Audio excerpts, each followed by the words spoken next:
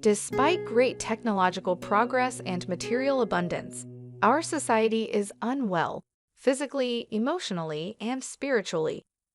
The cause is toxicity, which hampers evolution. Just as toxicity in the soil prevents plants from growing, toxicity in the fabric of society prevents it from evolving to higher states of well-being, harmony, and joy. This video provides guidelines on how to eliminate toxicity from two primary areas of life: space and information. Part 1. The source of toxicity.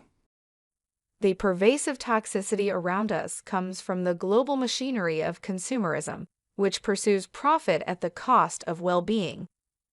The machine is powered by the twin forces of marketing and mass production. Marketing, the greatest power in the modern age, manufactures the irresistible urge to buy whatever advertisers want to sell. It presents a simple solution to all problems: buy more stuff.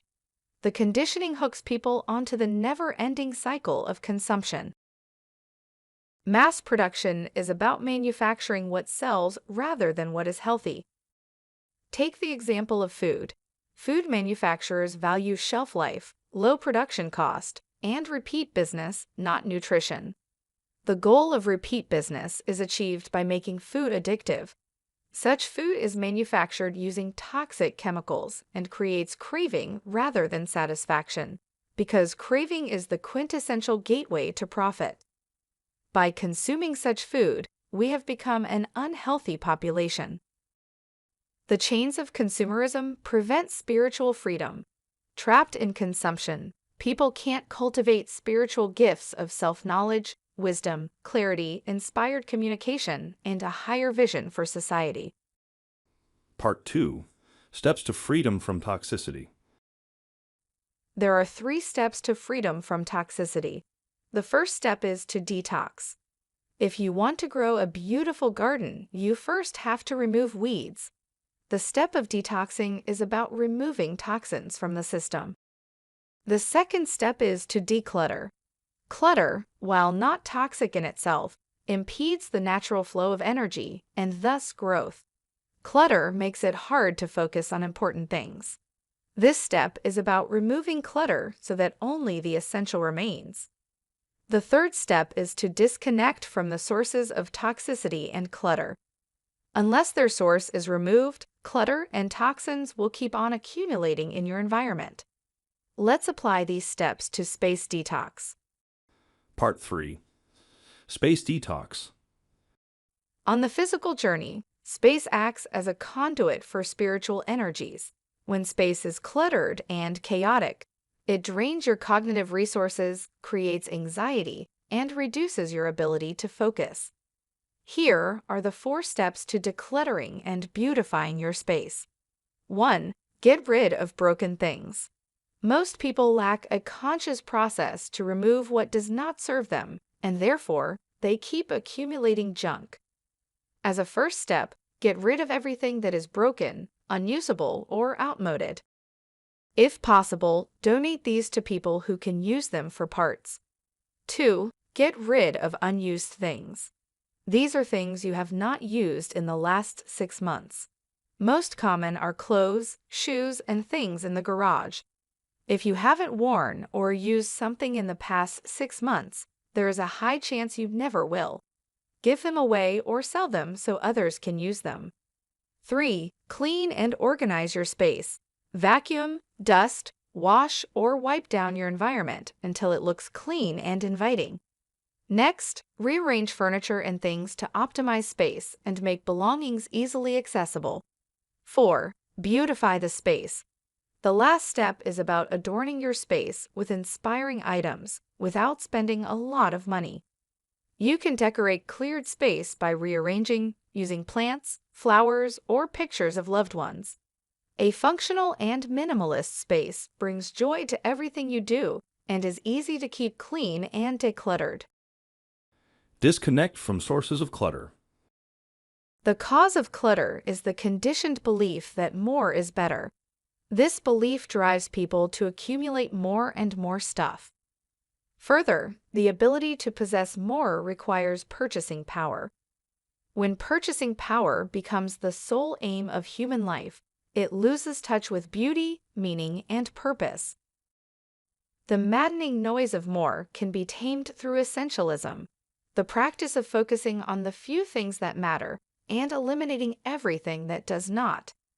An effective essentialist principle to guide your life is simple living, high thinking. Instead of focusing on possessions, focus on cultivating wisdom, inner growth, and fulfillment.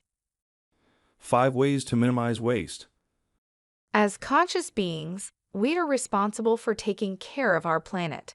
Here are a few simple ways to minimize waste. 1. Stop buying bottled water. Install an active charcoal water filter at home and carry a reusable water bottle with you. 2. Stop using single-use plastic bags. Use reusable grocery bags for groceries and other purchases. 3. Instead of buying new things, upgrade or buy used things. One of the ways consumerism sustains itself is through forced obsolescence.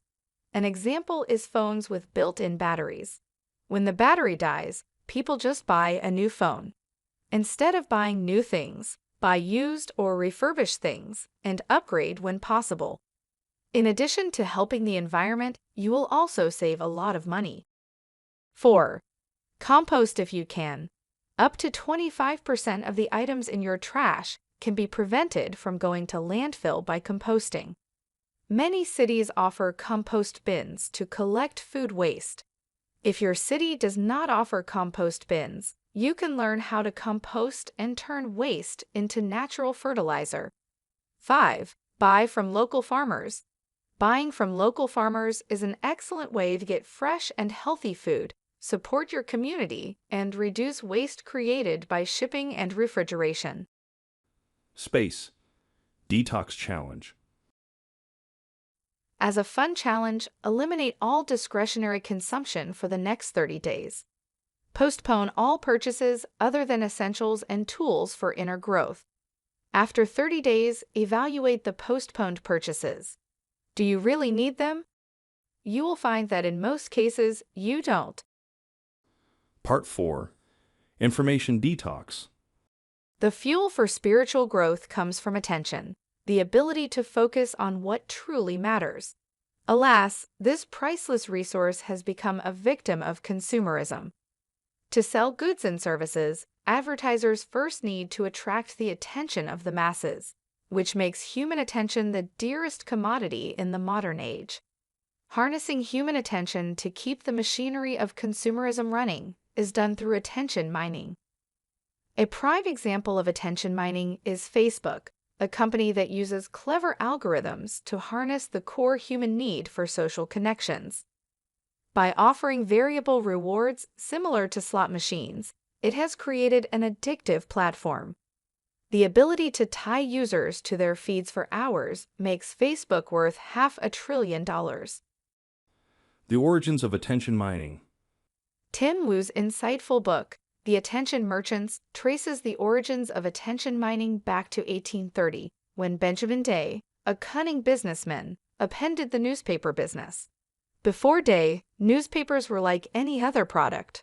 The only people who bought them were those who could afford 5 cents.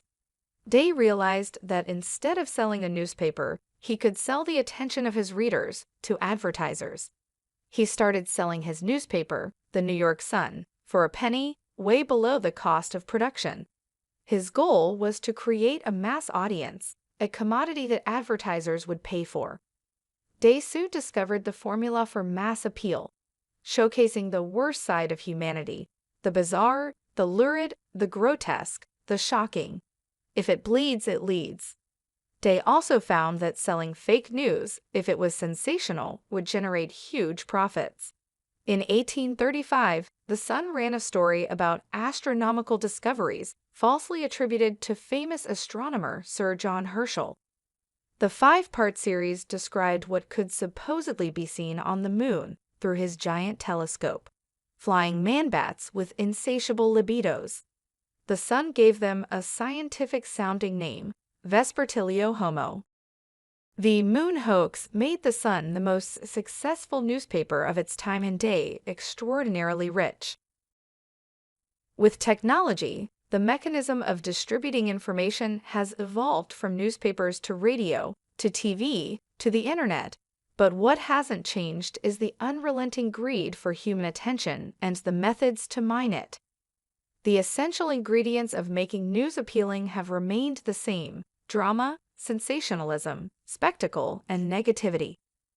Negativity is an effective marketing tool because it makes people feel powerless, and people try to feel better about themselves through compulsive buying. Information. Detox challenge.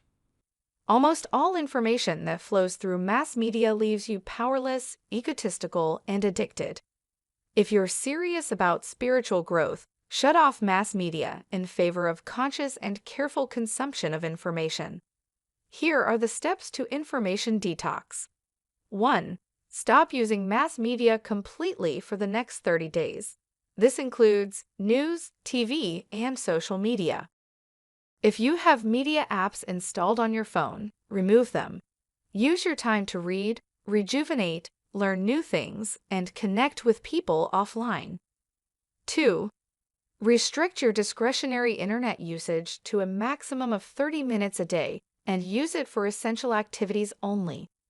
3. After 30 days, stop and assess the effects of media detox. You will find you have not missed much and have spent your time in more fulfilling ways. From now on, use mass media only in ways that bring exceptional value to your life. Information declutter for spiritual seekers. On the spiritual journey, there are 2 pitfalls related to knowledge. The first pitfall is the knowledge trap, making knowledge a prison rather than a means to enlightenment. At the root of the knowledge trap is the incorrect belief that knowledge is power. Knowledge by itself is not power. Indiscriminate accumulation of knowledge leads to confusion, agitation, and paralysis. Only applied knowledge is power. The knowledge trap is perpetuated by the overwhelming amount of spiritual information, often broadcast through addictive media such as YouTube, which turns seekers into spiritual consumers. Many so-called spiritual channels are run by shrewd marketers who attract viewers by using conspiracy theories, controversies, and supposed secret knowledge. Such information lowers people's vibration and keeps them addicted. The way to avoid the knowledge trap is to understand that the goal of spirituality is higher consciousness, not intellectual ideas. Spiritual progress requires cultivating a daily practice and persistence. Since information is mental food, choose its quality and quantity with extreme care, and integrate what you already have through practice before consuming more information. The second pitfall for seekers is spiritual dabbling, the tendency to jump from teacher to teacher, searching for novelty, instead of investing the effort required to build a spiritual foundation. This frequent switching prevents spiritual attainment. Spiritual progress is similar to digging for gold. You have to dig at one site and go deeper and deeper. If you change the digging site every week, instead of finding gold, you will only become frustrated and quit. When you start your spiritual journey, you need to do your due diligence to find a teacher. Genuine teachers embody their teachings and are driven by service, rather than personal gain. In our consumerist society, such teachers are rare, but they do exist. Once you find a worthy teacher, put your ego aside and dive deep into the teachings and practices. And then, diligently practice until you find your spiritual treasure.